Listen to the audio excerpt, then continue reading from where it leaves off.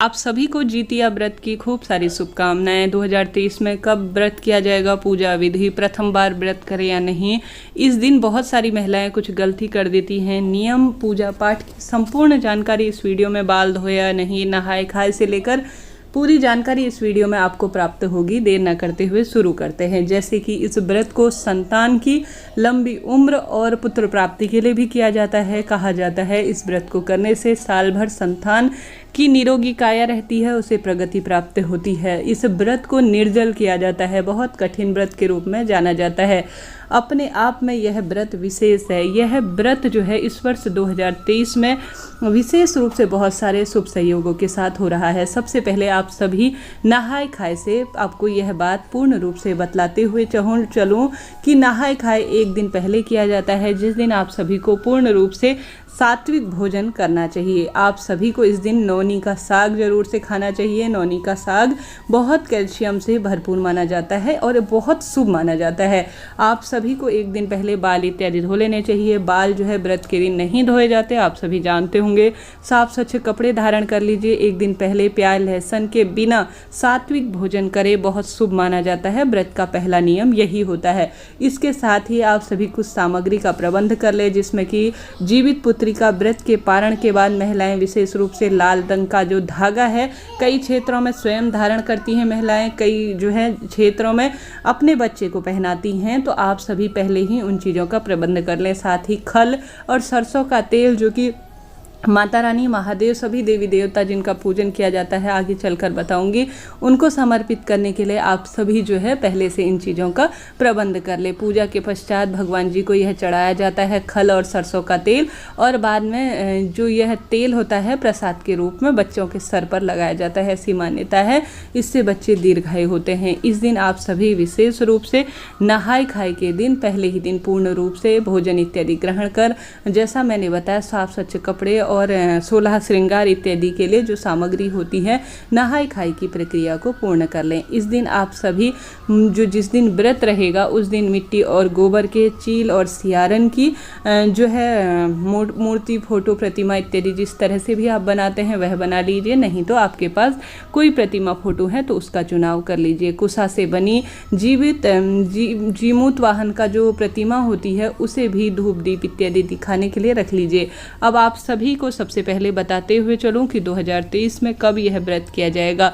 नहाय खाए का दिन गुरुवार को 2023 में 5 अक्टूबर को हो रहा है, और जिस दिन विशेष व्रत होता है खुरजितिया व्रत, वह शुक्रवार 6 तारीख को हो रहा है। अक्टूबर 2023 के दिन शुक्रवार रहेगा। 6 अक्टूबर के दिन खुरजितिया व्रत किया जाएगा। और साथ ही अष्टमी तिथि शुरू हो रही है 6 तारीख को 2023 में 6:34 से अष्टमी तिथि समाप्त हो रही है। 7:2023 में 8:08 के आसपास अष्टमी तिथि के दिन ही खुरजितिया व्रत रखा जाता है। आप सभी जानते होंगे। तो आप सभी बहुत शुभ संयोग में इस वर्ष 2023 में 6 तारीख को व्रत रखें जितिया का। साथ ही व्रत रखने के बाद तीसरे दिन अर्थात पहले जो है नहाए खाए से व्रत शुरू हो जाता है। सात्विक भोजन करना पड़ता है साफ स्वच्छ होकर। अब फिर पूरे दिन और रात्रि 24 घंटे जो है पानी भी नहीं पिया जाता। उसके बाद जो है तीसरे दिन शुक्रवार को व्रत रखा जाएगा। गुरुवार को नहाए खाए किया जाएगा। स्क्रीन पर भी सभी चीज़ें दी हुई है। शनिवार को जो है अपने व्रत का पारण कर लिया जाएगा। 7 तारीख इस दिन रहेगी, और सुबह 6:17 के बाद ही पारण किया जाएगा। सबसे पहले आप सभी को 2023 में इस व्रत को शुरू करना है या नहीं, इस बारे में प्रश्न आ रहे हैं, क्योंकि इस वर्ष 2023 में मल मास, अधिक मास लगने के कारण बहुत कन्फ्यूज़न का विषय बना हुआ है। तो आप सभी को मैं बताते हुए चलूं कि 2023 में नए सिरे से आप इस संतान प्राप्ति और संतान सुख, लंबी उम्र के लिए इस व्रत को करना चाहती हैं तो मन में किसी भी तरह की शंका न लाएं। आप सभी बहुत प्रेम पूर्वक इस व्रत को कर सकती हैं, नए सिरे से शुरू कर सकती हैं। बहुत शुभ फलों की प्राप्ति होती है। इस व्रत को एक बार शुरू कर लिया जाता है तो जब बहू आ जाती है तब पूरी सास उम्र भर करने के बाद बहू को इसे दे देती है, तो बहू करती है। बहुत शुभ पवित्र व्रत यह माना जाता है। जीमूत वाहन की प्रतिमा, फोटो विराजमान कर जिस दिन आप व्रत करेंगे पूर्ण रूप से साफ स्वच्छ हो जाएं। लाल पीले रंग के वस्त्रों का चयन करें। जहां पर भी पूजा करें वहाँ पर साफ़ स्वच्छ कर लें, चाहे तो गंगा जल से जो है वहाँ पर पोछा लगाएं, चाहे तो लीपें, आपकी इच्छा है। एक पाटे में मिट्टी और गोबर से बने हुए चील और सियारन की मूर्ति फोटो प्रतिमा विराजमान करें।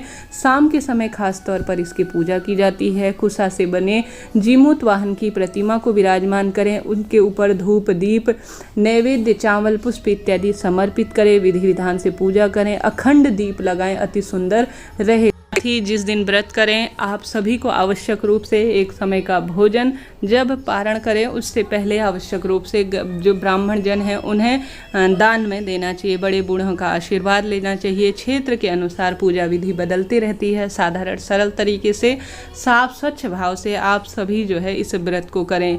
जब नहाए खाए करें तब ध्यान रखिएगा ज़्यादा से ज़्यादा आप कैल्शियम की चीज़ें खाने में लेंगे। जो मैंने साग बताया वह खास तौर पर कैल्शियम से भरा होता है। खूब अधिक मात्रा में पानी पी लें ताकि पूरे दिन पूरी रात्रि जो आप निर्जला व्रत अपने संतान के लिए करेंगी उसमें किसी तरह से आपको परेशानी न हो। यह बहुत व्रत शुभ माना जाता है। इस दिन नीले काले पीले वस्त्र, नीले काले ग्रे या सफ़ेद रंग के वस्त्र ना चुनें, बाल ना धोएं, किसी पेड़ की पत्ती ना टूटने पाए, झूठ छल कपट इत्यादि से पूर्ण रूप से दूर रहें। इन चीज़ों का ध्यान रखें। यह व्रत अपने आप में विशेष है। इस दिन महादेव का भी जरूर से पूजन करें, सूर्य नारायण भगवान को जल इत्यादि समर्पित करें, बहुत शुभ माना जाता है। आप सुबह के समय छोटी सी पूजा करें जिस दिन व्रत होगा, और साथ ही शाम के समय में जब जिस दिन व्रत है ना शुक्रवार के दिन शाम के समय प्रदोष काल में साधारण सरल तरीके से विशेष पूजा की जाती है। सुबह छोटी सी पूजा संकल्प के तहत आप करने का प्रयत्न करें। यह व्रत अपने आप में सब सुखों की प्राप्ति के लिए माना जाता है। आप सभी के लिए यह वीडियो उचित उपयोगी रही है तो लाइक करें, शेयर करें, सब्सक्राइब करें। कुछ भी पूछना हो, कोई भी बात रह गई हो कि यह बात मुझे समझ में नहीं आ रही है, पूछ लीजिएगा। आपका अपना चैनल है। नहाय खाए से इस व्रत की शुरुआत हो जाती है। यह व्रत जो है नहाय खाए से आरंभ होते हुए तीसरे दिन तक चलता है। दूसरे दिन पूरे दिन व्रत किया जाता है। तीसरे दिन ब्रह्म मुहूर्त में जब सूर्योदय हो जाए तब पारण कर लिया जाता है। यह व्रत महादेव की पूजा के लिए भी जाना जाता है। साथ ही यह व्रत जो है कथा इस दिन विशेष रूप से सुननी चाहिए। दीपदान का प्रावधान जो है शास्त्रों में कहा गया है, जितना संभव हो दीपदान करें। शास्त्र प्रमाण कहता है बहुत अधिक सुख इससे प्राप्त होता है। जीतिया व्रत की कथा, इसके जो भजन होते हैं, इसके जो मंत्र होते हैं उनका सुनना श्रवण करना भी बहुत शुभता के रूप में जाना जाता है। इस दिन आप सभी जितना संभव हो सके अपने प्रभु की, अपने कुल देवी, अपने इष्ट देवी देवता पितरों का भी ध्यान करें।